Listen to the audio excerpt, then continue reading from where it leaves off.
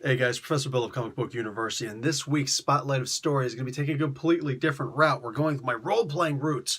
We're going to talk about Dungeons and Dragons, the Legends of Drizzt, the Legend of Drizzt. It should be plural. Regardless, Neverwinter Tales. So this is actually something that takes place in between here. This is a wild story, man. Basically, Thibbledorf Puent. He's the totally awesome battle rager that when you first got introduced to him, you're like, I hate this guy. I can't stand him. Nobody likes him. He doesn't bathe. He stinks all the time. He never takes off his spiked armor. I mean, what the frag, you know? But he grows on you like a fungus mold type thing. But he totally grows on you, and you wind up you love this poor guy. Now, the events of what's about to happen here are going to take place a lot in the Gauntlgrim book. Now, fair warning, I never finished reading Gauntlgrim, and I never read anything afterwards. I know. Check this out. So I love the Drizzt books. My wife loved the Drizzt books. However, as we're sitting here reading the Drizzt books, when it came to Gauntlgrim, it just changed so drastically. I'm expecting Obold, the orc, super grimish, incarnation. There we go, of the orc god.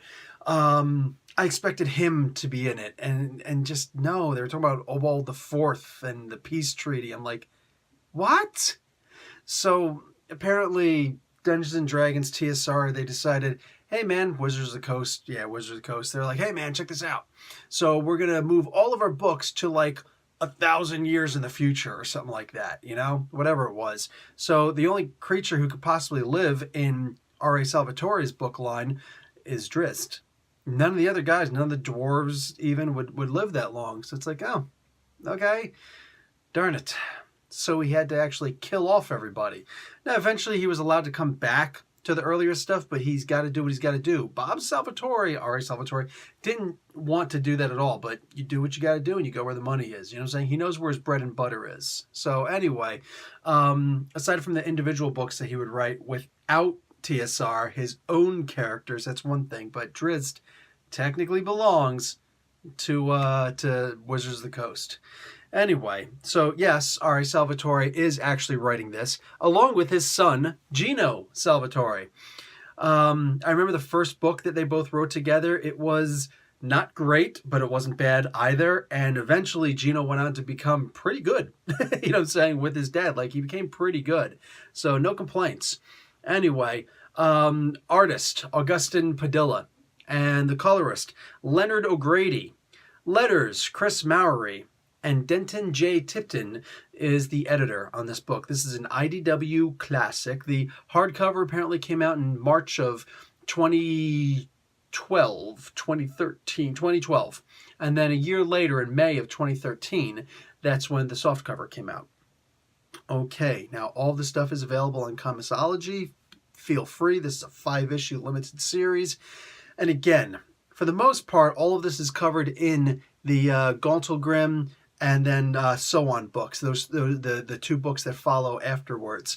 Again, I never actually got to the end of Gauntlgrim. It killed me. You know what I'm saying? It killed me too much. It's too much moving on to the different stories. So basically, we start off with what do you call it? There was a lich that was there, and there was a vampire, Dorkrate, and basically the vampire. In fact, you know what? Forget that. I'm not going to even try and relate what I'd read online about that book. I'm going to just talk about the actual comic book.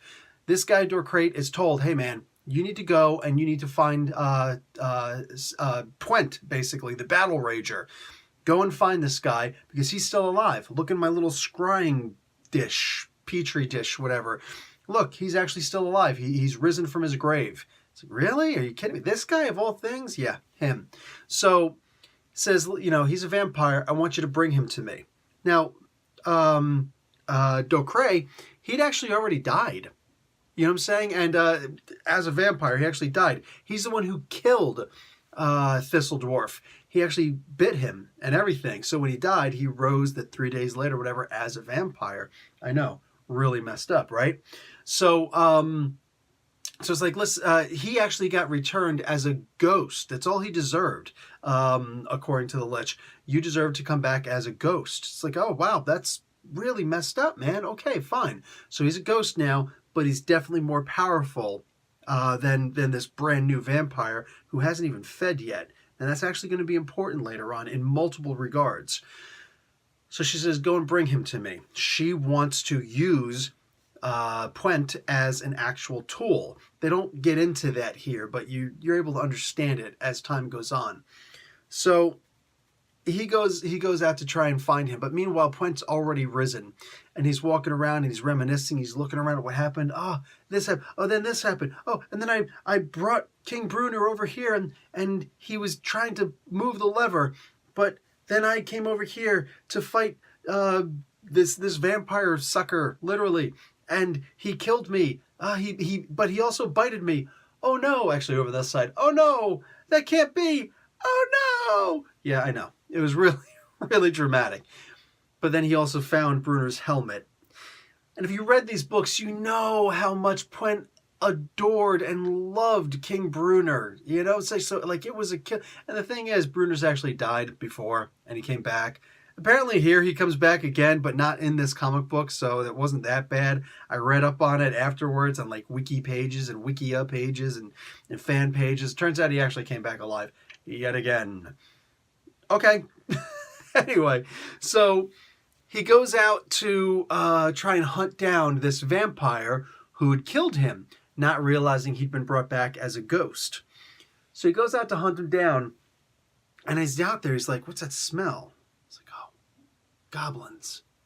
And I'm hungry for blood. Oh no. So he goes out, but the goblins don't taste good. Like, he rips these goblins apart, and they don't taste good at all, but it's enough at least. Their blood is just really tainted and nasty. Anyway, he goes off to try and go to sleep. Now, all of a sudden, here comes Dahlia and Drizzt. Now, I never got to read about Dahlia, not really, like a little bit, but not enough to actually care about her. But she's apparently got a very interesting story. Anyhow, so she, and apparently she gets with Artemis and Trury, and Artemis is my favorite character from those books. I know, it was Drizzt, I liked Artemis. Jarlaxle was pretty cool too, and who can not love Zachnaphian? Anyway, and yeah, I know, names, pronunciations, blah, blah, blah. So anyway, I know it's going to be in the comments, and actually it's blah, blah, blah, blah. And guess what? Another person will jump up and dispute you. Actually, it's blah, blah, blah. So, whatever. Who cares? It's a book. So, so these two are riding in on a freaking unicorn of all things, and they go charging in to this goblin camp, and they're like, oh, looks like somebody already killed these things first. Dahlia's like, oh yeah, it was a vampire. Look at the neck. Drizzt is a better tracker. And he's like, actually, I've seen these kinds of wounds before. This is a dwarven battle rager. In fact, it looks like it's somebody from a Gutbuster brigade. Oh, that's right. Now, he doesn't actually say it's Puent because he knows that Puent is actually dead. So it's like, that's interesting. Anyway, so they're like, they were apparently sent there by the local town to hunt these suckers down and try and take their ears as proof that they're dead.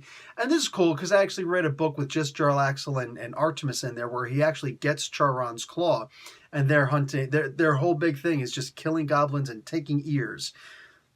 Excuse me, and they can actually sell the ears, apparently, for money or trade the ears for a beer at the local tavern, which is just, that's one heck of a currency, man. And it says a lot about racism. I'm just saying, man. Like, are all goblins bad? We know that one short story where the goblin wasn't bad. Here, though, in general, goblins are just bad. Okay, so they go back to town, and they're both like, let's split up, because they're both questioning each other. No, it was a vampire. No, it was a battle rager. Turns out they're both right. Duh. But they go back there, and the one guy, Drizzt, is like, listen, I can't take your money because they were already killed by somebody other than us. Guy, it looks like the guy winds up giving the money anyway. It's hard to tell because there's no words written, but it looks like a bag of gold or gems is actually, transferred, so whatever.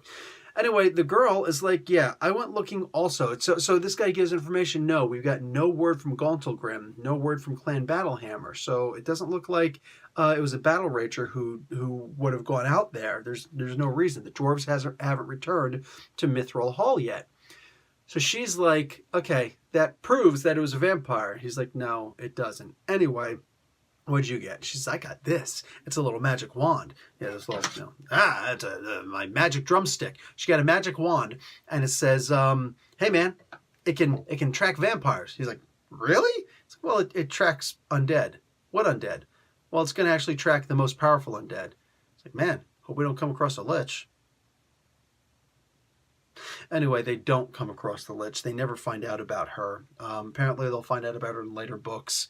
Maybe they haven't actually found out about her yet. I don't know. I'm talking about this 5-issue miniseries. So anyway, yeah, they're just hanging out. And meanwhile, Puent is like, he's like, dude, I'm so hungry. And all of a sudden, he starts having an inner voice talking to him. So he's trying to battle his inner demons. They're telling him, let's go out and eat. It's like, what am I going to eat? It's like, oh, let's, look over there. It looks like there's a camp. It's like, what? Yeah, there's a camp. You want to go eat? It's like, no, I'm not going to eat that. I'm not going to eat those people. It's like, why not? And it's really cool because the temptation is shown. It's actually Docrate who's talking to him, but Puent does not realize this. So Docrate, the ghost, former vampire, former lover of Dahlia apparently, is trying to tempt Puent, make him sound like it's a voice in his head. Puent was never that smart. So they're sitting here having this conversation back and forth, literally an audible conversation. And he's like, listen, what don't you want to eat? It's like, no, I don't want to eat, any of these things. Like, I'm not going to eat a fellow dwarf, and, a human would just be weird. I can't eat no, stinking, elf. It's like, oh, yeah, elves would be bad. This is what Docrate's saying. Dorcrate. Yeah, elves would be bad. They're always drinking wine instead of good mead. You know what I'm saying? But listen, what about if it's not elves? Listen, how about this? Let's go towards the camp. If it's elves, we just walk away. Cool? And it sounds so reasonable. I myself, as a vampire, would probably, if I were a vampire, I'd be like, okay. If it's elves, we keep going. Like, wow. I love that, the minimalization of your morals. So he's just like, I'm not going anywhere near that camp, dude. I smell something else. What do you smell? Owlbear. So he takes down an owlbear. Oh my God, that's so awesome. That is so awesome. So of course, Drizzt and Dahlia come across and like, hey man, check it out. We found an owlbear. Clearly a vampire. No, that wound right there is the head spike of a battle rager. It's like, dude, are you kidding me about the battle rager? Are you kidding me about the vampire? So they're trying to hunt this thing, and finally Drizzt is just like, okay, fine, it's a freaking, vampire too, something like that. Let's just see what's up. Now, Dorcrate is actually working with those people who were in that camp. They're all working for the lich. Anyway, they're all working for the lich. And we're going to try and bring him to us. Like this one girl, she's going to be the sacrifice. And that will really be the thing. The first time that a vampire feasts on something other, some sentient life, and I guess goblins obviously don't count, it's something else. It's like it changes you, and you're permanently over as a vampire. You're permanently over as a creature of evil. You kind of lose yourself. So she would have control of a vampire again. Anyhow, so what do you call it? Thistle Dwarf he doesn't want anything to do with it. And I should also mention one of the really cool things about at least the first 2 books.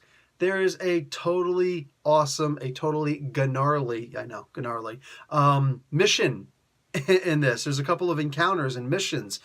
And it's kind of cool. I love this about those old books. Unfortunately, it doesn't go all the way through to all of the books. Anyway, so Thistle Dwarf is like, hey man, I need some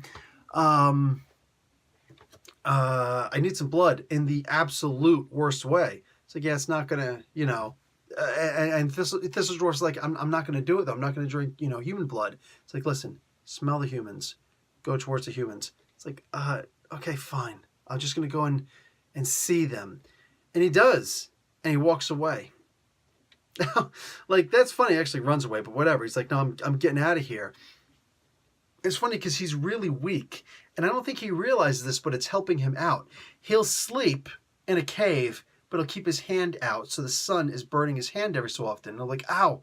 He'll wake up and he'll move his hand in. He'll try and sleep, like, World of Darkness. It would be at World of Darkness. World of Darkness. It would be a torpor, right? Not the same in Dungeons and Dragons. You can play around with it. So he'll fall asleep, and then his hand will fall back out. It's like, like this. He wants to remember, even though he never really liked the sun, he wants to remember that he is still, this thing, and he doesn't like it. He doesn't like it at all. So it's making him weaker, which would, you'd think, make him more likely to attack humans, but apparently not, and I'm okay with it. So anyway, these guys are using this wand to try and find this vampire or whatever it is that's out there, and they're not finding anything, which is funny because, like, when push comes to shove, it's like, hey man, so it's obviously not a vampire, right? Because it's not. It's pointing towards the sky in the middle of the daytime. Can't be no vampire way up there in the middle of the daytime, right? It's like, it's broken. So they go back and Dahlia at least threatens the merchants who sold it to her. Like, there's a lot of detail in this. So they get back, and they come back, again with a new wand, but it's doing something similar. Anyway, it takes them to the camp where these people are, these human beings are. Why? Well, it turns out that the ghost is doing this. If ghosts can come out during the day, you know what I'm saying, and they can fly way up high. And Docrate didn't even realize that this is actually what they were doing. It's like, oh, they're tracking me by accident. What? They don't get it. They just think, oh, gee, look. Who cares? They'll never find us. They're not even looking for us. Well, it turns out you're totally wrong. So they come to the camp because that's where the ghost actually is. Now, right before they get there, they're actually hearing these crazy whispers and whatnot. And Drizzt, with his enhanced elven hearing, this drow hearing, he's actually hearing. He's like, oh no, there's actually talking in those whispers. Something evil afoot here. Guinevere, come to me. No! It's Guinevere, come to me in my shadow. Anyhow. So, I know it could be both. But anyway, Gwen comes, and it's a good thing because it turns out that since she's actually a creature originally of the astral plane, she's able to hurt the ghost. Oh, that's not good for them. So, these guys are actually, bad guys are a part of a cult. The Ashimadai. Anyway, they're bad guys. They're a cult. It's Dungeons and Dragons. They're all cults. So they realize that it's this ghost, but they go and they follow the energies back to the cave because that's where the ghost is actually going. The ghost of Dorcrate. So that one innocent girl is going there too, quite by accident. But as it turns out, Drizzt and Dahlia and Gwen get there. Guinevere get there at the exact same time. So while Thistle Dwarf does apparently bite her, it's not enough. Like, she doesn't actually die, or does she? It's hard to tell at first because she kills herself later. Excuse me. They're trying to hunt her down. Like, it's the comic book doesn't. I'm going to get into the pros and cons of the comic book. Anyway, they try to hunt her down. She apparently commits suicide. And the ghost is like, you can't hurt me. Turns out Gwen can totally hurt you. I think the swords can also hurt him. Like Twilight at least should be able, or excuse me, maybe not Twilight, but like Twinkle should at the very least be able to hurt you. Actually, it's not Twilight. It's Twinkle and Icing Death. There we go. Icing Death probably won't be able to hurt the ghost, but Twinkle, I think, might be able to. Anyway, Twilight, I'm thinking vampires. Oh, no, what have I done? Okay, so, indiscretions of sparkly vampires aside, what happens here is that eventually they get to this point where here's the bad guy, here's the what the heck, the ghost, Docrate, and they're like, okay, we've got to, defeat this thing now. Because he comes back, he's like, no, I've got to defeat them. I can't go back empty-handed. My mistress, the Lich, she'll kill me. And it's like, it gets very confusing at this point. It's like, we only signed on for 5 comic books. We must end this in the dumbest way possible. what winds up happening is, again, something that was apparently a much bigger deal in the book and nothing here. They say a couple of sentences to each other. Because, at first, like right away, Drizzt realizes who Thistle Dwarf is. Like, hold on, this is my friend. Don't attack him, Dahlia. Relax. But Thistledorf is already really weak, and he's succumbing to the bloodlust and the blood feast. And he attacks him, and they go back and forth. And it's like, kill me, kill me, elf, just kill me. He's like, you are a good friend. And it's like, whoa, there's not even gonna be like a speech. Bury me next to me, king. It will be done, my friend. And it's like, dude, are you kidding me right now? So only the ghost showing up actually saved Thistledorf. Oh man, like, dude, do you not have any friends, Drizzt? So anyway, they wind up reconciling with each other. The what do you call it? Thistledorf eventually decides, I'm just gonna like commit suicide here, okay? And he's like, I'm gonna sit here in this cave entrance while this, when the sun comes up, and I'm gonna end it all. It's like, it's good knowing you, elf. It's like, well, it was good knowing you too. I can understand why there's no hug, because he's stinky. But, there's one time Catty Bree goes and rubs his head, and she gets back, like, this filth on her hand. It's like, it wouldn't wash off very easily. It still stunk for a long time. So I get it. Anyway, still, it's like they were friends, and I think, like, there should have been more there, but there just wasn't. The most loyal, he was way more loyal to Brunner than I don't know about Catty Bree, but a lot more than Wolfgar was, and more than even Drizzt was. They were just friends. This guy was like, no, this is my liege, dude. You don't understand. I swore fealty to this guy. Anyhow, they're like, okay, fare thee well, and leave. Wow. So Pwent is trying to kill himself, but he can't because the sun hurts too much. The ghost comes back and attacks him again. It's like, oh, dude, are you kidding me now? And then it flies off because it just can't do anything to him. And apparently, Pwent is learning how to hurt the ghost. So I don't know if he could like eventually learn how to Misty form and go after him, but whatever.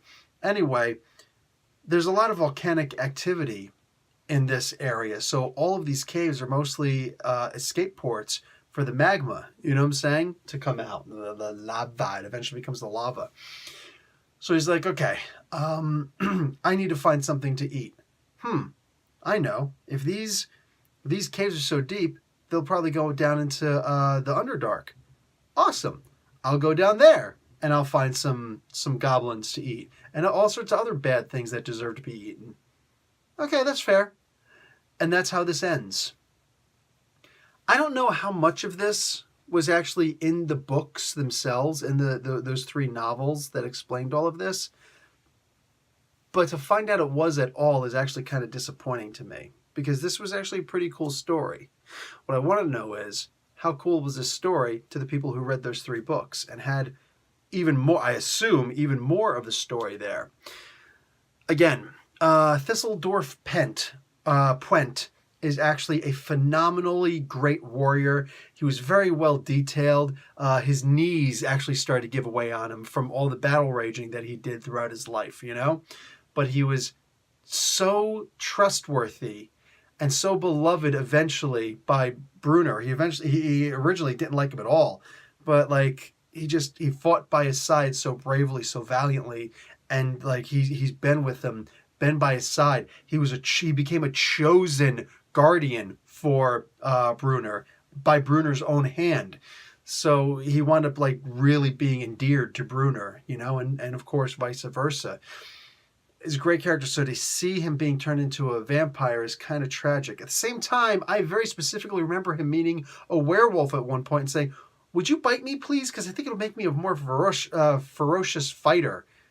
Dude, how is lycanthropy any better than being a vampire? Like, really? Vampirism is reduced than lycanthropy? Anyway, it is what it is. So, he apparently doesn't like being a vampire. I read a little bit into what's going to happen to him in the future, and he goes down into the Underdark, and he winds up leading a band of undead creatures, which is actually kind of cool. He is kind of a leader of freaks, so that is very fitting. That is very fitting indeed. Either way, this was a good story because it's based off of R.A. Salvatore's books. I don't know if Gino actually did any of those books with him, the novels. Maybe he was actually more responsible for doing this comic book, like turning the stories into comic book form. Either way, that's cool. The trick is to actually learn how to write a comic book. Now, the art, absolutely beautiful. Pagilla, I think I said it was. Absolutely gorgeous artwork. Go ahead, find a fault with the art. Actually, don't, because I really liked it. I genuinely do. One of the tricks here is that even though it was written by Bob Salvatore, like first off, he's one of the nicest guys you're ever going to meet. You know what I'm saying? You hear him talk, and he always sounds excited. And if you're talking to him, he really sounds like he's talking to the first fan he ever had. Like, whenever I meet someone, and it's not very often at all, but whenever I meet someone who recognized me, it's like, oh, hey, Professor Bell. I'll be like, oh, hey, what's going on, man? What do I know you by? What? No, I don't really comment on the videos. Well, you should be commenting on my videos so that I get to know you better and, say, hey, what's up? Anyway, I shook his hand and everything. Anyway, so, that's me, because that's what I've gleaned from Bob Salvatore. I know how it feels when he's talking to you and you feel like you're the only person in the room. You know what I'm saying? Not too many people have that. Not too many public figures have that. You know what I'm saying? Including genuine comic book writers. Not too many people have that. He does. You feel almost like a handshake isn't enough. I should hug this guy. But he also looks like he could crush your skull if you get out of hand. So, you just settle with the handshake. Anyway, he's a former boxer. So he knows what it means to fight. He knows what it means to hurt people. He knows what it means to be hurt. You know what I'm saying? Like, he knows what it means to have your knees hurt in a fight and to just feel like you can't go on and to wonder, when's that bell going to ring? Is it a couple seconds away? Is it a minute away? You know what I'm saying? And that minute just, try fighting for a whole minute straight, like heavy fighting. It hurts. It's hard to even keep your hands up. And Bob knows that. And everybody who's ever read his books will oftentimes comment on how amazing his fight scenes are. I cannot disagree. Now, my favorite world is Dragonlance in the Dungeons & Dragons type realms, but my favorite characters in general, mostly because of Drizzt and, the people around him, is indeed the Drizzt Do'Urden books, the Dark Elf books and all that. Oh, God, the Dark Elf trilogy, the Homeland trilogy, just amazing. Anyway, this, however, this didn't have quite the same feeling. I'm sure that if you actually read the books, it's like, oh, here's some visual for this stuff. And I feel like that's all this really was. It was a chance to be visual, in which case, great job. Job well done. This did indeed tell a story, and I understood it enough. I don't believe they ever actually said the Lich's name. They may have, may not have. I actually had to look all that stuff up. It was a little annoying, but it's not painful, so it's no big deal. But as far as the comic book itself, there are times when it just got a little bit, what's the word for it? Lazy, I guess. One of the moments when they walk up to, when the party of Thistle Dwarf and Dahlia and Drizzt go walking up and they see the woman who was supposed to be the victim for Thistle Dwarf, for Pent. They go walking up on her and she's crying. How do I know she's crying? Because in her word balloon it says cry.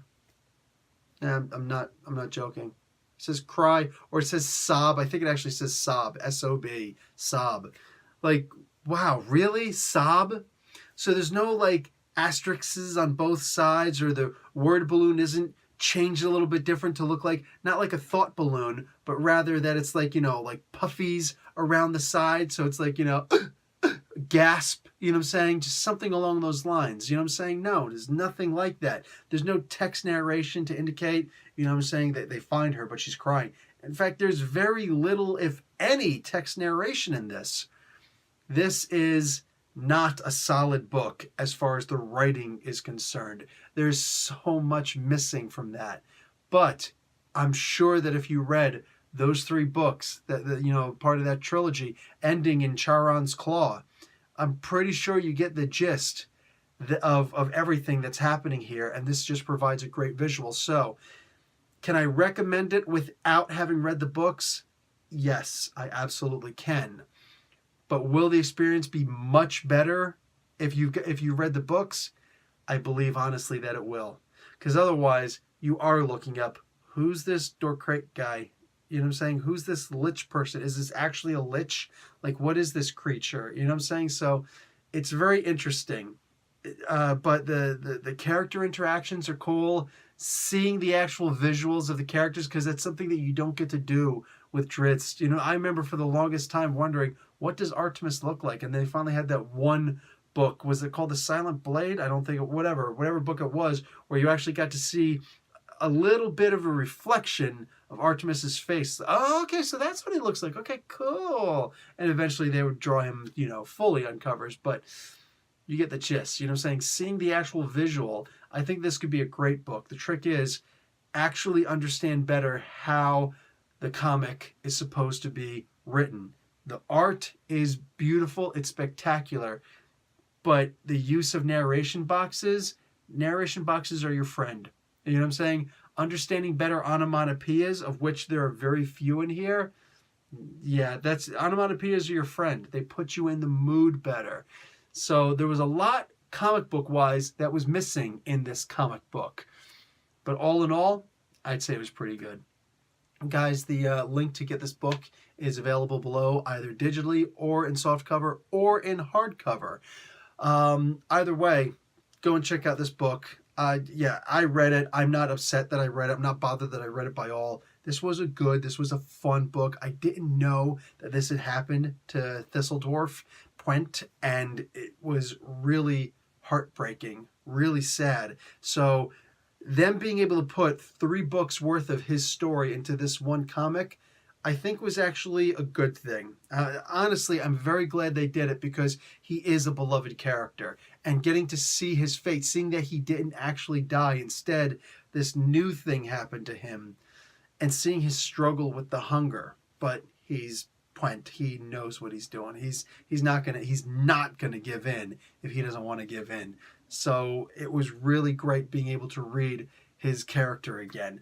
I think that at best, it was nice that I also got to see the statue, Guinevere. I always say Guinevere because that's how I originally read it, but Guinevere's statue, the onyx figurine, that was great also. Very different from what I expected it to look, But I'm positive that it was drawn the way it was supposed to be. But actually seeing her appear, I'm not going to lie, like, this was the biggest thing for me. Seeing her actually appear, and the smoke around her, and seeing her face, and seeing Drizzt behind her, I definitely did get a little bit choked up reading it. And that was, wow. That was a really great moment for me in this comic book. Easily my favorite moment in this entire comic book. Seeing the actual visuals of this beloved novelized character, seeing visuals was perfect. All right, guys, that's going to be it for me. Professor Bill, Comic Book University. Class dismissed.